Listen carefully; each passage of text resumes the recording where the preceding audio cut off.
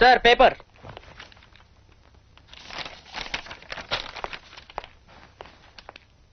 Scene first ఏ, second T. Sir paper.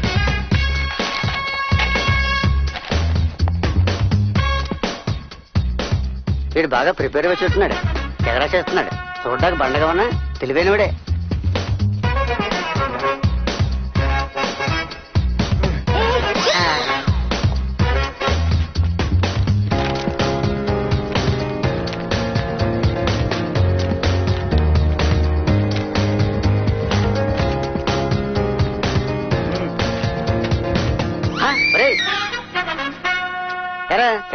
తెలగదిచ్చేవాడ్రా. రాశాను sir, కానీ పెన్నులో ఇంకా అయిపోయింది.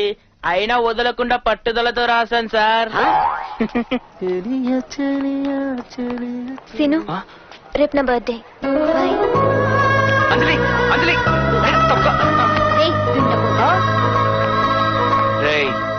రేపు అంజలి బర్త్డే. నైట్ 11:30 కల్లా వాళ్ళ ఇంటికి వెళ్ళాలి. మ్యాప్ గీయండ్రా. ఏంట్రో అలా చూస్తున్నారు? సీను నువ్వే కదరా మ్యాప్ గీయమన్నావు. అవును. ఇప్పుడు ఎవరికి ఇస్తాలే అని మ్యాప్ కొనుక్కొచ్చా, కానీ ఇందులో అంజలిలు కనబడట్లేదేంట్రా? ఎందుకు కొడతారు మీ అబ్బా? మీద పడ్డారంటే చీమల్లాగా నలిగిపోతారు. రేపు బాండం మ్యాప్ గీయమంటే వరల్డ్ మ్యాప్ గీయమని కాదురా, అంజలి వాళ్ళ ఇంటికి వెళ్ళడానికి ప్లాన్ వేయమని. ఓహో, ఎక్కడికి రాబోతున్నావు? అంజలి ఇంటికి ప్లాన్ చేయడానికి ఇంజన్ సమాచార కేంద్రం వద్ద మా గురువు గారు తీర్థంలో తప్పిపోయారు. ఏం చేయాలి? మైక్ లో చెప్పుకోండి. యావత్ భక్తులకు విజ్ఞప్తి, మా గురువు గారైనటువంటి శ్రీ టీవీఎస్ పండు శాస్త్రి గారు తప్పిపోయారు. ఆయనకి ఏకాదశి చంద్రుడు లాంటి బట్టతల. భద్రాచలం దేవస్థానం వారు ఉచితంగా ఇచ్చిన ధోవతి, అన్నవరం దేవస్థానం వారు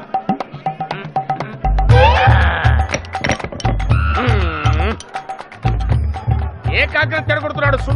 సుంఠ అని చెప్పి. బాబు నువ్వు కొంచెం తప్పుకో, ఇంకొన్ని గుర్తులు చెప్పాలి. మా గురువు గారి మెడలో ఉన్న రుద్రాక్షమాల ఒరిజినల్ బంగారుది.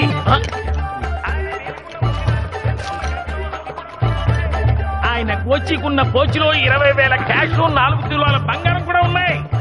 ఆయన ఏదో ముహూర్తం పెట్టించుకుని నామినేషన్ వేసిన వాడు దేశ నాయకుడు అవుతాడు. ఆయన జాతకం రాస్తే మార్చి రాయగలిగిన గొప్ప జ్యోతిష్యుడు. ఇంత విద్వత్తున్నా ఆయనకి సంతానం కలగలేదు. మా గురువు గారికి 2 భార్యలు.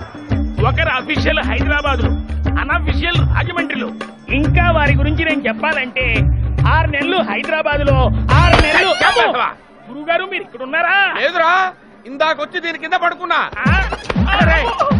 దరిద్రుడా, గుర్తు చెప్పాలి కానీ గుర్తు చెప్తా ఉంటావు నువ్వు.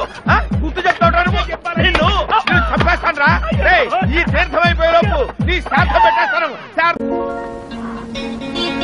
నాకేదో భయమేస్తుంది నాన్న. భయం ఎందుకమ్మా? నువ్వు కొత్త హీరోయిన్ అని వాళ్ళకి పరిచయం చేస్తాను. నువ్వు యాక్టింగ్ పేరుతో మెల్లిగా వాళ్ళని వల్ల వేసుకున్నావు అనుకో, కానీ కట్నం లేకుండా రాజానంటే మొగుడు దొరుకుతాడే. కానీ అది మోసం అనిపించుకుంటుందేమో నాన్న. మోసం ఏంటే పిచ్చి పిల్ల? ఆస్తి పాస్తుల నిక్షేపం లాంటి కుర్రాన్ని పెళ్లి చేసుకోవడానికి చేసే పని మోసం రే. తెలివితేటలు అంటారు. ఒక విషయం, నువ్వు నా కూతురు అని వాళ్ళకి తెలియకూడదు. అతను లేదని చేస్తే అదే నాకు కావాల్సింది. వెంటనే వాళ్ళకి నేను కట్టబెట్టేస్తాను.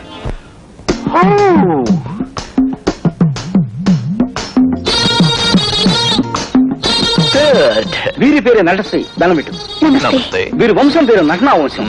వీరి తండ్రి పేరు నటనారావు. వీరి తల్లి పేరు నటమ్మ. వీరి ఇంటిలోనూ, వంటలోనూ, కంటిలోనూ, తొంటిలోనూ ఉండేదంతా నటనే అనుకోండి. ఇదివరకు ఏ నాటకాల్లో నటించారు నటశ్రీ? నీతోనే లేచొస్తా అన్న నాటకంలో వీరు అద్భుతంగా నటించేసరికి జనం హాల్ నుంచి స్టేజీ మీదకి వచ్చి వీరు వెంటపడ్డారు. తగులుకుంటే తంట అన్న నాటకంలో హీరో వీక్ గా ఉన్నాడు కదా అని వీరు విలన్ తగులుకునేసరికి వాడు వీరిని వదిలించుకోలేక గుండె అది తెచ్చాడు. నువ్వు ఒకటిస్తే నేను 2 ఇస్తా. ఈ నాటకంలో ప్రైజులన్నీ వీరికే ఇచ్చిన కారణంగా జడ్జీలు జనానికి అందకుండా పారిపోవలసి వచ్చింది. పాపం వారి ఆచూకీ ఇంతవరకు తెలియలేదు. Good, excellent, super. ఇన్నాటికి నా కళ ఫలించిందన్నమాట. ఏది ఒక్క ప్రేమ డైలాగ్ చెప్పు. సెంటిమెంట్ డైలాగ్స్ లో అది నెంబర్ 1. అందుకే వారు ఆ డైలాగ్ తో మొదలెట్టారు. చూడమ్మా, నా రాజా అంటూ కావలించుకోవాలి. నా రాజా. అమ్మో, భయంకరంగా చేస్తోంది. మా నటిలా ఉంది. దాని యాక్టింగ్ పూర్తిగా చూస్తే మీరు ఎవరు సార్. పదకు గట్టిగా పట్టుకో. అమ్మయ్య, లంక పడిపోయింది. ఇక జీవితాంతం అదే.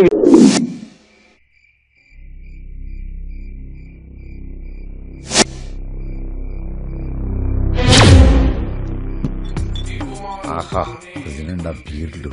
పండగే పండగ.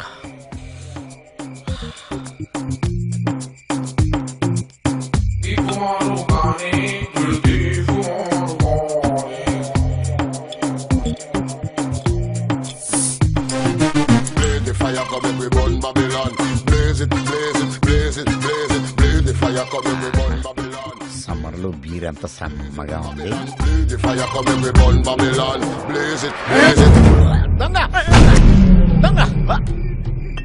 అదేంట్రా, నువ్వేంట్రా అలా వణికిపోతున్నావు? ఏంటి ఈ లెటర్ ఏంటి?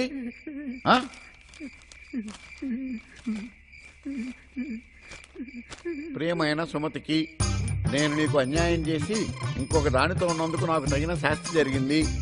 అది మన 10 సవర్లు బంగారు గొలుసు, 12 సవర్లు బ్రాస్లెట్, బ్యాంకులో ఉన్న ₹1,00,000 మొత్తం కాజేసి వెళ్లిపోయింది. రోల్డ్ గోల్డ్తో నిన్ను మోసం చేద్దామని రోల్డ్ గోల్డ్ కొన్నాను. కానీ మనస్కరించక మనస్తాపంతో బీర్లో నిద్ర మాత్రలు కలుపుకుని తాగి తను చాలిస్తున్నాను. నన్ను క్షమించు.